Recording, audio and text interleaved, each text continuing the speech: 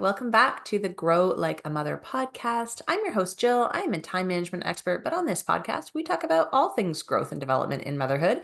And I have a really special guest today. I'm super excited to welcome Kat, who is a family constellation therapy facilitator, and she's an intuitive medium, and she's also a fellow podcast host. She hosts the Heal with Kat podcast.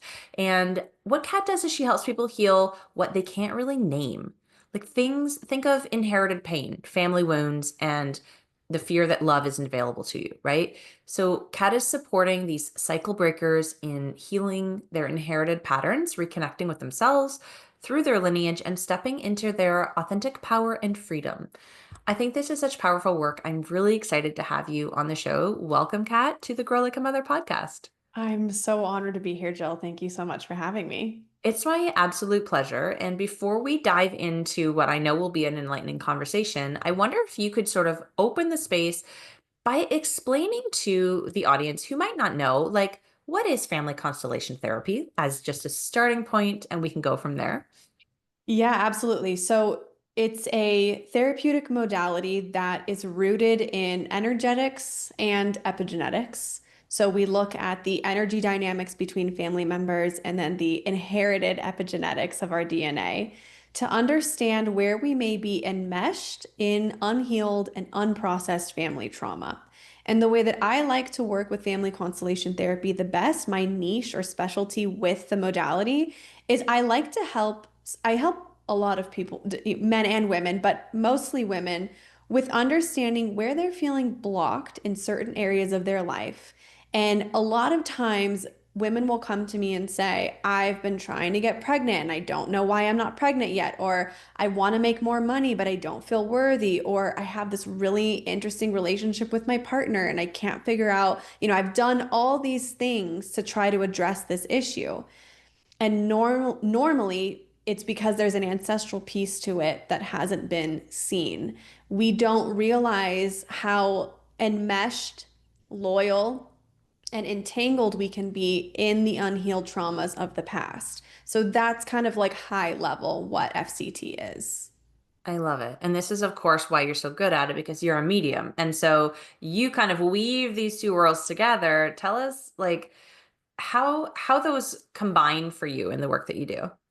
I didn't really even know I could do mediumship. I mean, I worked intuitively and for me, mediumship and intuition are still kind of two separate things in a way. They're like cousins within the same family, but I was initiated into mediumship through my clients' crossed over loved ones coming to me during sessions. And I would say, there's a guy in an army outfit standing behind me right now and he's kind of like he's trying to figure out like what's going on. And someone, client would say, that's my brother. And I'd be like, oh, I didn't even know I could do that. And that was like in the beginning of my journey. Now it's really beautiful because often I'm working with the family members that have so much to say, whether it's an apology, whether it's to provide clarity, whether it's to provide support and love and guidance and gifts to the client who needs those words, who wouldn't otherwise be able to connect with that person. So it's like being a bridge between two worlds, and oftentimes it can be a little uncomfortable because it's I have this interesting ability to attract the family members that people don't normally want to talk to. Abusive grandfather, cold grandmother. I'll say, well, I feel like your dad's mom's coming through. Oh, I didn't have a good relationship with her. She was really cold. It's like, well, she's got a lot to say, so we should open up the floodgates and see what happens. And really, when you zoom out of it, we're just reconnecting people back to love through their lineage, and that's what people really need through mediumship. That makes so much sense, especially because with the therapy work you're doing in the here and the now, it is entangled with those ancestors. So having them present during the conversation, like how cool, what a cool gift to be able to, like you said, be the bridge between that. I love it. And a lot of times people will hear things they didn't know that they needed to hear, or just knowing the comfort that their loved ones are there when they felt so disconnected from them. Or, I didn't know that my grandma loved me because she was so cold and she was very hard and very righteous. And, she just had a hard life and she wasn't very warm. And I usually am experiencing the healed version of them in some way where I'm like, no, they actually love you so much and they just want you to know I'm sorry. And I wish, that I would have given you more love. And so here's me giving you that love through this session that I know that you really need to move forward. It's so beautiful. Yeah. Oh, that's the best. Yeah. How did you fall into this work? Was this something that you knew you wanted to do, or did it find you? Tell me the story. I was 28, divorced, suicidal for like the third time, extremely depressed. I had a very cool job working with celebrities and influencers and traveling the world, but I was extremely empty. I did not know what all of the pain in my life was for and all of the emotional suffering that I had been through and why I was so good at my job and yet did not feel purposeful in it at all. And yet everyone around me, and by the way, I was working with my family. And everyone around me was saying, "You're so good and we love you," and giving me all this praise. And I was like, this lasts for like a day. And then I don't care anymore because it's not deep enough for me as a Cancer rising. I'm like, I need to go deeper. So I reached out to my cousin and I said, I need a life coach. I can't keep doing this cycle anymore of feeling so depressed all the time. And she said, I don't have a life coach, but I know someone who does something called family constellation therapy. Maybe you might like it. I went into my first session completely blind, did not Google a thing, did not know about it, did not know what I was about to do. And in that first session, I was like, this is what I'm supposed to do with my life. And by the second one, I was already asking her, when are you going to do training? Because I think I want to do this like forever for people. It just gave me a sense of purpose and it helped solidify what my role is on this planet. And it felt really loving to reconnect to myself in that way. Hmm. Yeah, it finds us sometimes our purpose, doesn't it? In the ways that we don't even expect. And I love that you're one of those folks. And I come across, I think most people are like this. We kind of teach what we wish we had known back and it would have helped us, right? And so just being able to um, break the cycle of what we went through and help others. And so I want to dig into what it means to you to be a cycle breaker. And then sort of continue down that road. But let's establish the terminology first. What is a cycle breaker? To me, a cycle breaker is somebody who is willing to speak the truth when no one wants to speak it, who is willing to look deep within themselves to understand the wounds that they've been carrying for themselves and for everyone in their family. A cycle breaker is somebody who has an internal knowing that there's a different way to do things. And that journey of unlayering and taking off the armor and the burdens that we're carrying, that is the journey and the path of the cycle breaker. And I do find that oftentimes cycle breakers they start off feeling like they're black sheep. And I don't love that term because it feels very societally like negative. Like, oh, I'm the black sheep, I'm different.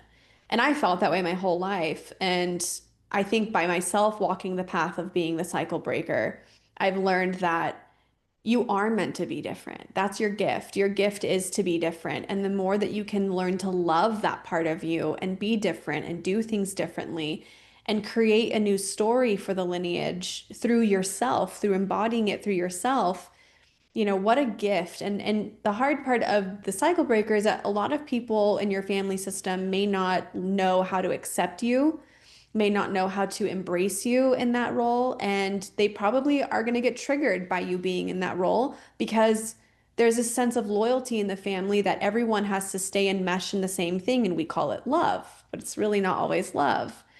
And so then when the cycle breaker decides to step out of the chaos and say, I'm going to do things differently and I'm going to be a living, breathing embodiment of that, it's a risk because we risk connection. And Maya Angelou has this amazing quote that says something along the lines of, I belong everywhere and I belong nowhere. And Brene Brown went on to describe that in that quote, Maya Angelou is saying that your belonging in this world, your belonging to a family system is not about fitting in. It's intrinsic. Because you're born into this family system, you belong no matter what. Because your soul chose to be a part of this family system and have a role in it. You belong, whether you're different or not. It just, you're here for a reason. And so I believe the cycle breaker journey is about understanding and really holding space for that, that you belong no matter what, and that belonging and fitting in are not the same thing. Fitting in is so surface level. It can change from day to day, but your belonging doesn't change. Mm, thank you for that. I felt that so deeply. And I know that a lot of the women who listen to this podcast would like self-identify as cycle breakers, right? With the work that they're doing, with how they're trying to show up in the world. And I mean, it's funny that I forget exactly which part you were saying, but this memory kind of came to me where I was having a session. Do you know Sarah Sticklin within the club? Yeah. Okay, Yeah. so I was having a session with Sarah and she's like, your grandma's so proud of you and she doesn't understand what's going on, but like she likes it, but like she doesn't get it. I'm like, yes. And this makes so much sense. It's like we're healing things from previous generations that maybe like it doesn't make sense to the ancestors, and yet it's still making a difference for our kids, right, as we go through. And I want to sort of find the distinction on, do we consider these family constellations our family of origin, or is it the families we're building as mothers, like, or is it both? It's all of it. So when we're working in family constellation therapy, we're working with all of the generations behind us. And we can work with generations in front of us as well. Like many of my clients are mothers and they have children. And so we will put children in the field if it's applicable, if there's a pattern that's being passed down and the child is already showing symptoms of that pattern, which, by the way, for every mother who's listening, you're doing your best with the knowledge and the tools that you have. Sometimes the best way to learn is through experience. So we can't expect ourselves to have any kind of perfection going into motherhood. Sometimes we do, our children are the best mirrors for us to know what needs to be healed next. But it's all of it. And even, the epigenetic component of family constellation therapy is that we are healing 14 generations behind us and in front of us. So it's all encompassing. Okay, let's get into that. Epigenetics, what is it? So in your DNA, you have these little, how do I make this like high level as possible? So there's these little switches, like light switches in your DNA. And based on your environment and based on how you were nurtured and based on experiences that you went through, your DNA will start to express certain traits. Maybe and they can be positive and negative, and I don't usually view things in that realm, but for the sake of science, we can explain it positive and negative. So, your epigenetics may predispose you to having a very low tolerance for anxiety, and it also may predispose you to having autoimmune disease. Those are not things that you are stuck with. The beauty of epigenetics is that science has now proved that you can turn off and on genetic expressions based on your environment, your healing, how you address each epigenetic trait. And you don't have to go into like each telomere and how it's like holding on to, the genetic sequence or anything. But I mean, just by meditating, there was a study that came out of Harvard.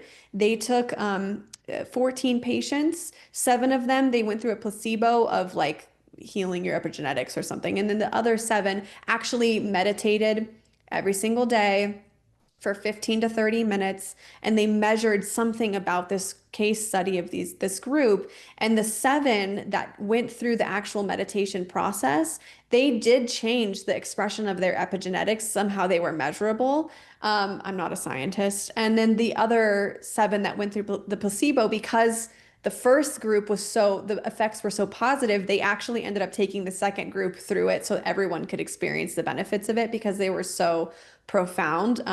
So yeah, I just think just by meditating through awareness, through coming back to your breath, those are small ways that you can start to change your epigenetic expression. But then when you put something like FCT on top of that, it's so powerful energetically and psychologically, it blows the door open in terms of what you can do for your life. I mean, people don't come to FCT to have little shifts. People come because you do 2 hours with me. I don't see people more than once a month because it is so powerful what we do in that time.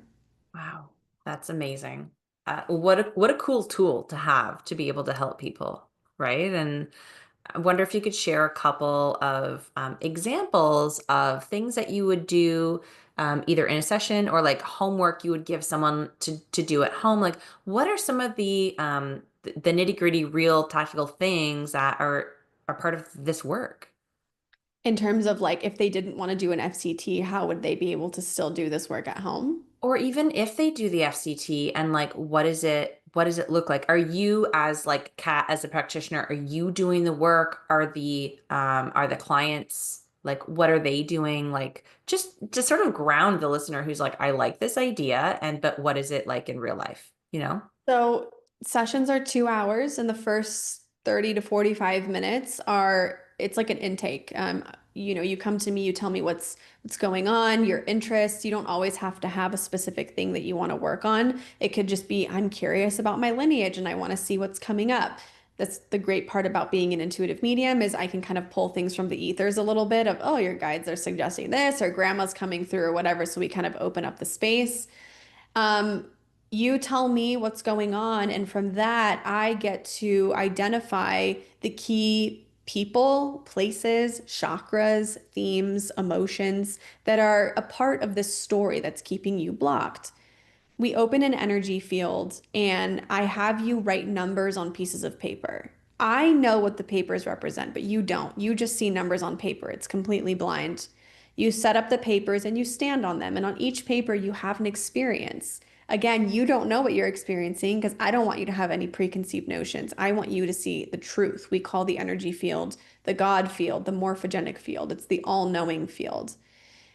You come off the papers and I describe to you number one's mom, number two is grandma, number three is the sacral chakra, and number four is you with children. And this is why you're not feeling like you feel freedom or flow in your life to get pregnant because grandma had this trauma and it passed down to mom who repeated the same trauma. Anyways, I don't want to get into the weeds of it, but we kind of unpack the field, let's just say. And then we do healing statements. So we rearrange the papers, we put some more love into the field, and then we speak to each paper. And that's really the part that's the most cathartic and therapeutic for people is to speak to mom. Mom, I needed more love. I needed more warmth. I'm repeating the pain of the past and I can't do it any longer because I want to move forward. Can I have your permission to move forward and have the things that you didn't have? Mom always gives permission. And then, we kind of just address everyone in the field. Um, that's the hardest part of me doing interviews is explaining what happens in a session because it is a lot of work in 2 hours and the client is doing most of the work. You're the one channeling, you're the one telling me what's going on in the field, you're the one who's experiencing the healing. I'm like the director or the facilitator in the background, just making sure the container is safe and that everything is going smoothly and, helping you feel that you're getting what you want and what you need out of the session. So hopefully Yeah. that wasn't too all over the place. No. That gave me like at least for me a really clear picture of like what's the vibe? What are we doing? Why is it working? Like it's so interesting and unique, which I think is what is so attractive about it, at least for me as I'm learning about this. And I have two questions for you that might be in the minds of people who are listening. One is, can you do this work even if your mother or whatever is still alive but not participating? Like, can this still work if she's not involved? Um, 100%. yeah, okay. And then the other question is like, can you do this work virtually? It's all virtual. I only do it virtual right now. So I don't do any groups. I just do it on Zoom. That's how I was trained to do it. And I mean, I can do them one-on-one in person, but I do it all via Zoom. That's amazing. Yeah. It's What's your energy. favorite part about it? Like, what do you love about this work the most? Every single part of it, honestly, I love. I love being in the field. I still am a student of this work. I do FCTs on myself, and then I have a friend of mine who I met through training. We do them for each other, and I do them every few months. My favorite part is when people stand on the papers for the first time and they're experiencing what it's like to be a channel for someone else and to see the truth. Um, I love when people come off the papers and I'm like, oh, number one was your mom. And then they go, oh, that makes so much sense. That is my mom. I channeled that. I didn't ever consider myself intuitive. And I'm like, girl, we're all intuitive. We just cut ourselves off from it because of so many different reasons. But yeah, it's all of it's amazing to me. I could be in the field all day long. Yeah. Yeah, I can see that. And I love that you bring this passion to the work and like this true caring to be able to help and to heal. And I can imagine that that also flows into the work that you do in the podcast. Can you tell us a little bit about the podcast? Yeah, the podcast is called Heal with Kat. It's the intersection between psychology and spirituality, which are, for me as a facilitator, I take a lot of pride and responsibility in being trauma informed and studying Dr. Gabor Mate's work and Bessel van der Kolk and really immersing myself in workshops and trainings so I can understand the human component of how we function and how we develop and who we are. And then, having that other foot in the spiritual of understanding the soul and, the energetics of a family system and spirit babies and all the things. So the podcast is really my passion of molding the two. And my goal is just to help people feel that their spiritual journey can also be the psychological journey too. Like I think we're in a place in our time and our planet where the spiritual journey is not about reaching some mountain peak and saying, I made it because I'm spiritual and nothing bothers me. It's like, no, the spiritual journey for me is about going back into the body, unlayering and healing all the parts of us that disconnect us from our soul. Our soul chose to be in this human meat suit for a reason. And so the more that we're able to be grounded and present in our bodies, I find the more spiritual the journey becomes. Hmm. It makes a lot of sense.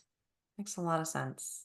The way that you are able to describe the work and the sort of underlying ideas behind it is really profound. And I wonder if you could also share about the meditations that you're offering on Insight Timer, because I feel like if someone is listening to this right now and they're like, I like her vibe, I like her style, I need some more, like, yes, please, I'll have some of that.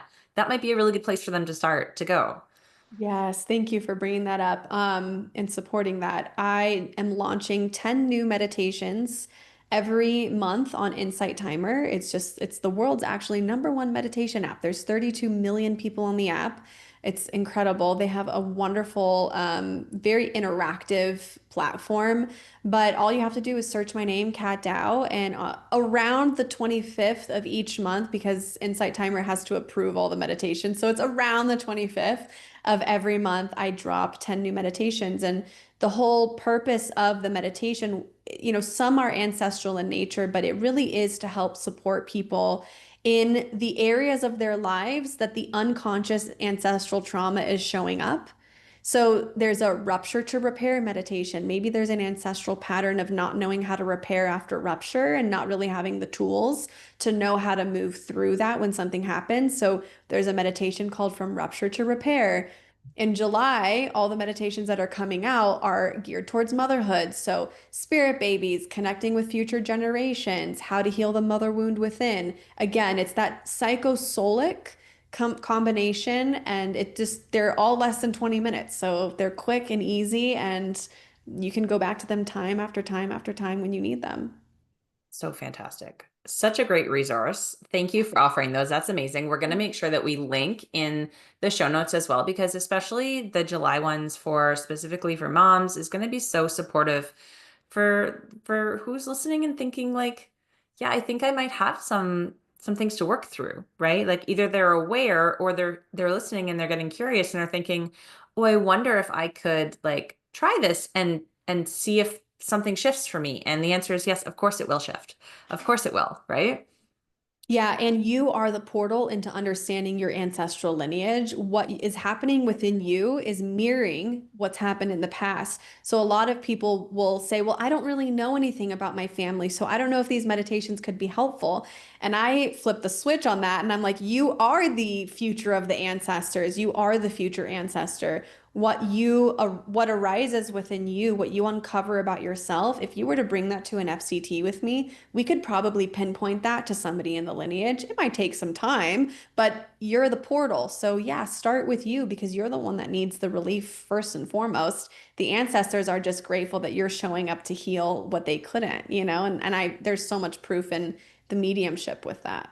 Hmm. Man, this is so cool. This is so cool. And before we wrap up, I also want to offer the listeners your quiz because I took it this morning. I thought it was fantastic. It's all about like what kind of cycle breaker are you? Can you give us some insights on like who should take it and what they're going to learn when they take it?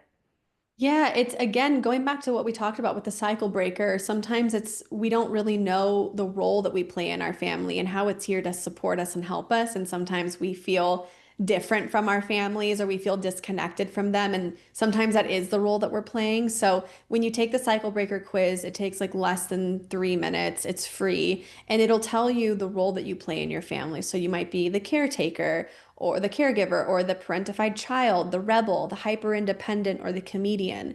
These are all ways that we've learned to mold ourselves to have a role in the family system or to fit into the family system.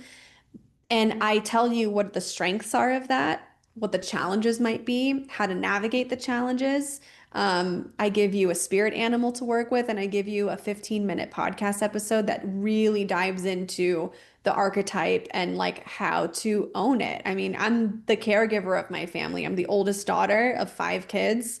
I'm the firstborn American in my dad's lineage. Everyone's when it was born in Lebanon, and I feel like ancestrally, I hold like a very heavy role in certain things of how the lineage moves forward. And my own quiz helped me accept my role in the family system and not fight being the caregiver anymore. I think a lot of us fight, you know, these roles that we play. And actually, there's a lot of strength and gift in it. Yeah.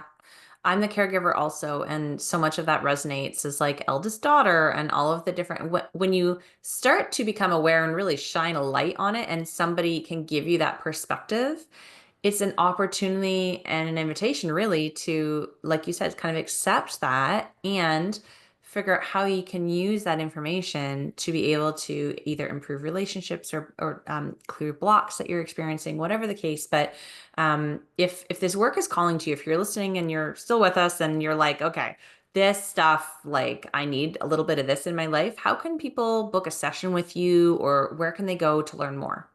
My website, it's just katdow.com. Super simple. Everything that you need to know is there. I'm also on TikTok, Instagram, and then my podcast is on YouTube, Spotify, and Apple. So I'm pretty much everywhere that you are for the most part. And then Insight Timer, which is that new offering too. So Love it. We'll make sure that the links are all in the show notes. So it's super easy to just like go back, click, and continue with Kat throughout the day. Thank you for being here and sharing all of this. It's not a topic we've covered on the podcast before, and it's just such a gift to be able to learn about the work that you're doing, and also thank you for doing this work. It's really important. oh my gosh, thank you for giving me a platform to speak about it and to share it. It's such a gift. And I hope your audience was able to take something away from it that could support them. Yeah. Yeah, I know I did, and I'm sure they did too. And guys, if you're listening, we'd love to know what you got. Like, what is your takeaway? So find Kat, find me on Instagram or wherever you're at. Let us know what was your biggest takeaway? What was your download? What is going to shift for you after this conversation? So we love that. Yeah. Okay, that is all for this week. But until next week, folks, keep on growing like a mother.